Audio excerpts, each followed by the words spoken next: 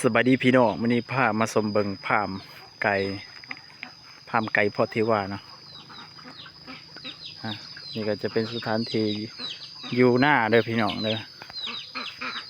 น้องเพิ่นนี่โอ้ยคักได้อันนี้มันนี่บัวเนาะดอกบัวมันขึ้นช่วงไก่มอเดือน12เนาะมันขึ้นนี่พามเพิ่นพามเลี้ยงไก่ของเพิ่นโอ้กุ๊กหลายโตอยู่แค่ขับไปเบิ่งอยู่นะพามเลี้ยงไก่แบบธรรมชาติเนาะเกษตรพอเพียง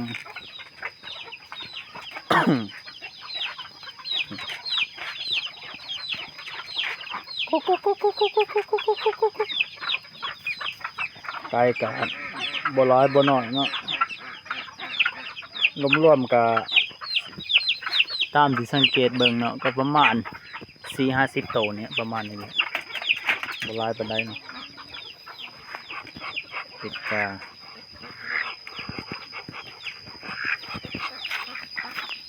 เรื่องบรรยากาศรอบๆเนาะ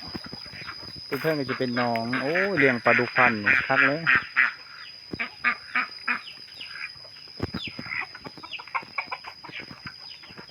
อันนี้เทียงหน้าเก่าเนาะคนเฮ็ดบอนอันนี้คังไก่เฮ็ดบอนไก่นอน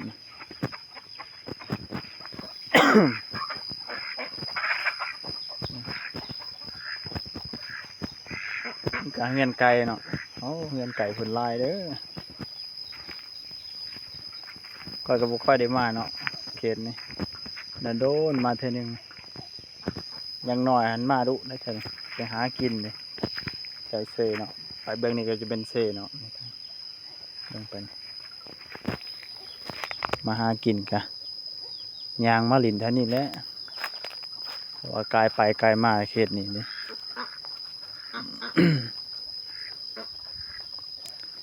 นี่ปีนี้เพิ่นบ่ทันได้ปล่อยปลาใส่นี่เอามีเหือผู้ใด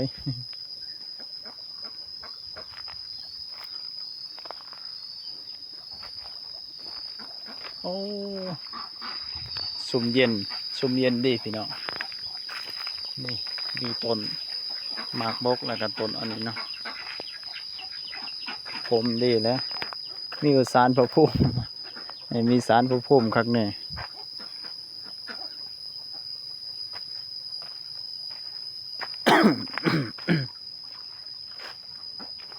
กุ๊กอันนี้จะเป็นบอนเพิ่นคังไก่คังเป็ดเนาะ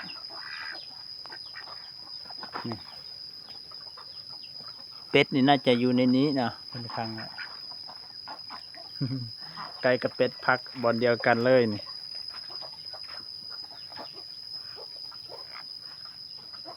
คักก๊อก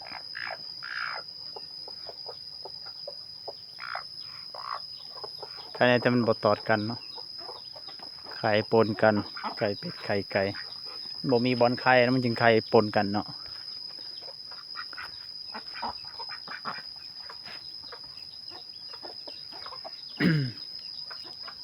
บรรยากาศยี่ทงไหทงนะ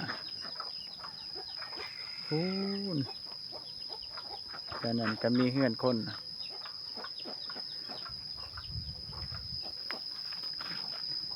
แท่นี้เหมาะอันนี้เลี้ยงเป็ดเลี้ยงไก่อันนี้มีน้องแบบนี้แห้งสมบูรณ์แบบที่สุดเพราะว่าน้ำใส่เอาก็บริดูดเนาะใส่น้ำธรรมชาติถือว่าสมบูรณ์แบบแต่ละมือคนจะออกมาประจำเนาะตอนแรกเพิ่นก็เมื่อนอนบ้านกลางเว้นเพิ่นก็ออกมาเกลือเป็ดเกลือไก่ตอนแรกกับเมื่อเนาะเพิ่นปลูกอันนี้เนาะต้นไม้สางไฟเพิ่นได้ใส่งานเลยนี่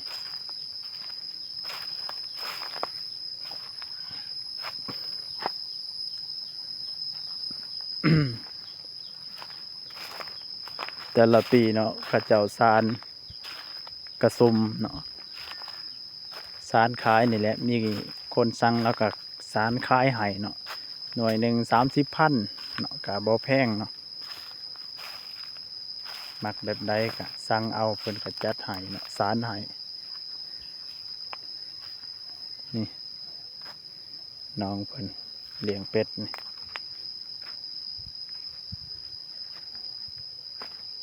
บรรยากาศรอบๆนะตัวนี้โอ้ต้นไม่ดู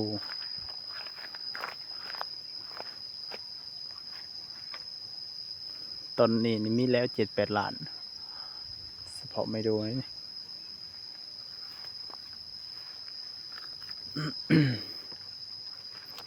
โอ้ยกระป๋อมโอ้มีกระป๋อมเลยหน้าเพิ่นนี่ธรรมดาเดี๋ยวสิพาไปส้มเบิ่งเนาะอันน่ะห้วยน้ำเซโดนเนาะพุ่นเฮือนเพิ่นเนาะอยู่ไกล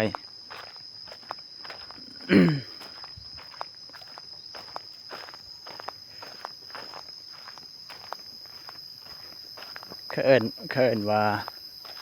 น้ำแกงขากเนาะน้ำแกงขากภาษาท้องถิ่นก็เจ้าเอิ้นแท่นี้แต่มันก็เป็นห้วยน้ำห้วยเซโดนเนาะไล่มาแต่บาทน้องบัวไหลมาเลยน้ำเซโดนตัวนี้มันจะไปสุดมองอันนั้นนะอันนั้นนครปากเสเนาะมันจะไปสุดอยู่นครปากเสแขวงจำปาสักน้ำเซโดนตัวนี้จะไล่เขาอยู่ในทางไปทางวิทยาลัยสงฆ์เนาะไปสุดอยู่ในหันมองปลาเกือบที่น้ำเซโดนตัวนี้ไล่เขาน้ำคลองเนาะไปไล่เขาหัน นี่ก็จะแม่นต้นไม้สังไฟเพิ่นปลูกไว้เนาะพอได้ใช้งานหลายอยู่นี่ดินเพิ่นแม่นเบิดจำเซกับพุ่นไปหอดพุ่นกวางไหมดีแต่เราบ่ปลูกหน่อไม้เลี้ยงนอเองถ้าเราปลูกหน่อไม้เลี้ยงนอให้สมบูรณ์นะพอได้กินนี่ต้นมะขอเอาพุ่นเห็นบ่น้ำเซนี่น้ำเซก็บ่หลายเนาะปีนี้ผลบ่ค่อยดีปานใดพี่น้องผู้ตกกะตกผู้บ่ทันตกก็ยังหลายผู้บ่ทันได้ไถฮุดก็ยังเนาะยังหลายอยู่ยอดผลนี่แหละเนาะฝนตกบ่เสมอฝนตกน้อยปีนี้นี่จะเป็นสวนเพิ่นนี่แหละยามแล้งเพิ่นก็มาฮดนี่น้ำเสโดนเขินแกงเนาะเป็นแกงภาษาท้องถิ่นเขาเอิ้นแถวนี้เขาเอิ้นแกงขากเนาะมันจะมีจิ๊บเนาะเขาเฮ็ดจิ๊บนี่อยู่เทิงสันหนึ่งเนาะอยู่ที่สันที่2นี่ก็อยู่สันที่3บ่ฮู้ว่าสันที่3นี่จะเป็นจิ๊บของผู้ใดเนาะข้อยก็บ่ฮู้คือกัน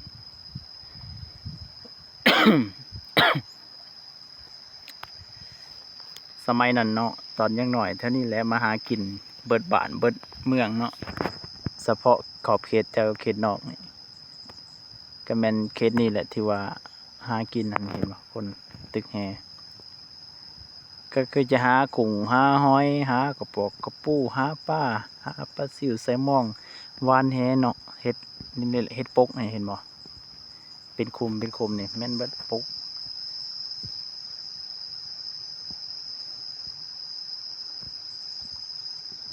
มาตกแรงมากแล้วก็มาเอาเนาะนี่คือจังซี่ก็เปิดขึ้นมันจะมีกล้วยเนาะก็กล้วย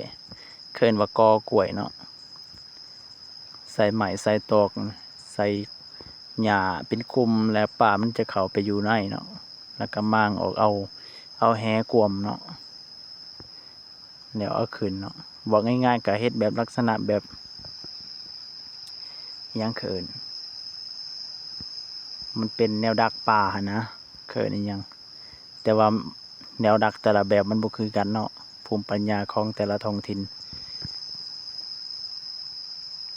แต่ว่าเอาธรรมศาสตร์มาประยุกต์ใส่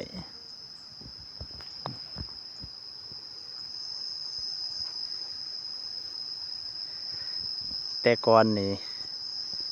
ห้วยเซ่นี่ก็บ่ได้ใหญ่ปานนี้เนาะอันนี้เบื้องนั้นมันจะถล่มลงเนาะฝนตกน้ำไหลตอนนั้นแถวนี้ปลายังหลายนี่เบื้องนี้ยังปลาต้นไม้สูงๆยังหลายนี่เบื้องนี้ก็ยังเป็นปลาเดี๋ยวนี้เป็นเริ่มแป้นเป็นเข้าตัดไม้เฮ็ดไร่เฮ็ดนาเนาะเข้าทางออก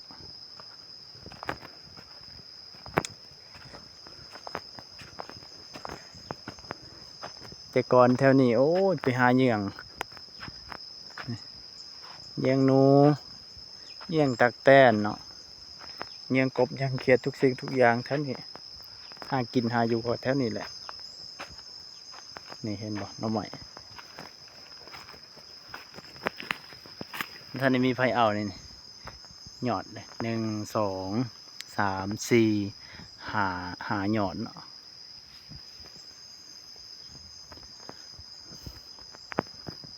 ว่าท่านนี้มีไผเอา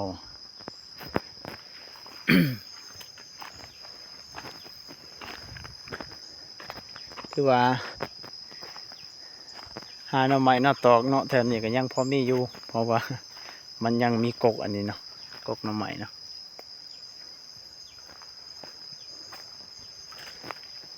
แต่ละเขตแต่ละบอนกับบ่คือกันเนาะการหาอยู่หากินในเมืองกับสิหาอีกแบบหนึ่งบ้านนอกบ้านหน้ากับสิหาอีกแบบหนึ่งแต่ละท้องถิ่นหาบ่คือกัน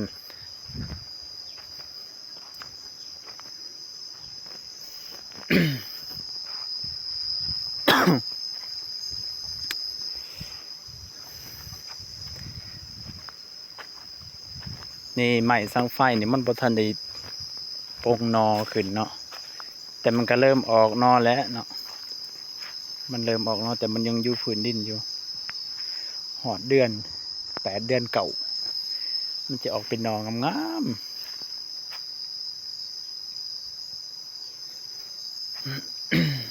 อ่ะไปเมื่อคลิปนี้ก็สิมีซ้ำนี่แหละพี่น้องพาให้ชมเบิงบ่มีหยังหลายแต่ละคืนเนี่ยยังมีได้ข้าเจ้ามาเยื่องหาอยู่หากินแถวนี้เนาะ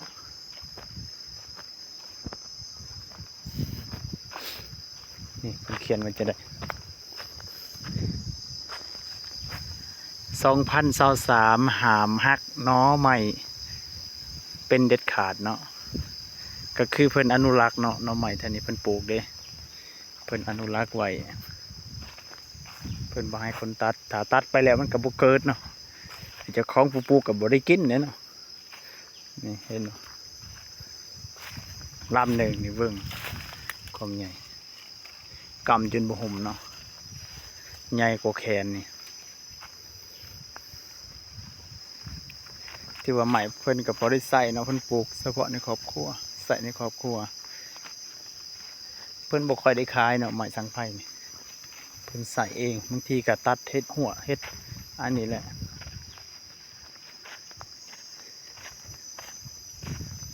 คลิปนี้ก็ซ้ำนี่แหละพี่น้องฝากติดตามหน่อยเด้อรับชมคลิปต่อไป